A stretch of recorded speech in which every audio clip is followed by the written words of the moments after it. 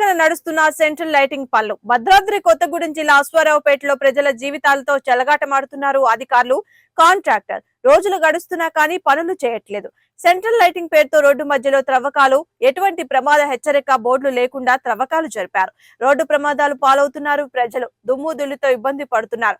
పట్టించుకుని అధికారులు ప్రమాద హెచ్చరిక బోర్డులు ఏర్పాటు చేయాలని ప్రజలు కోరుకుంటున్నారు.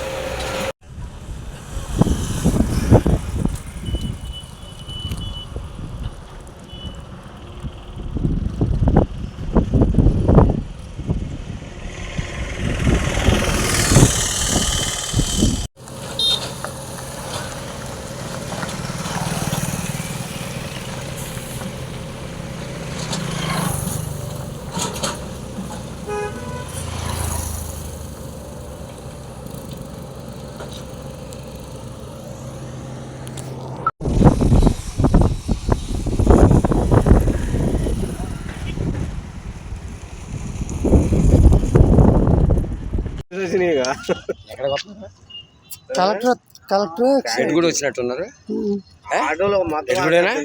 ఎటుగుడేగా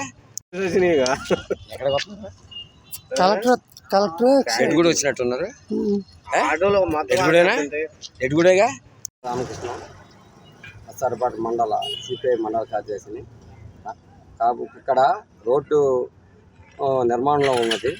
అయితే అటు రోడ్డుకి సెంటర్లో గోడ పోసుకుండా వెళ్తున్నారు, అంతా బాగానే జరుగుతుంది. కానీ ఎదర ఎంట్రన్స్లో ఒక చిన్న బోర్డు పెట్టారు, కనపడగా ఉన్నది. పెద్ద ఫ్లెక్సీ ఏర్పాటు చేయాలి. ఒకటి వచ్చే వాహనాలకి వెళ్ళే వాళ్ళకి తెలియపరచాలంటే పెద్ద ఫ్లెక్సీ ఏర్పాటు చేయాలని. అలాగే ఇక్కడ పక్కన చిన్న సెంటరింగ్ కడటం వల్ల, చిన్న రోడ్డు అవడం వల్ల పక్కన దుమ్ములేసిపోయి వెళ్ళి వచ్చే వాహనాలు సరిగా కనపడకపోవడం జరుగుతుంది.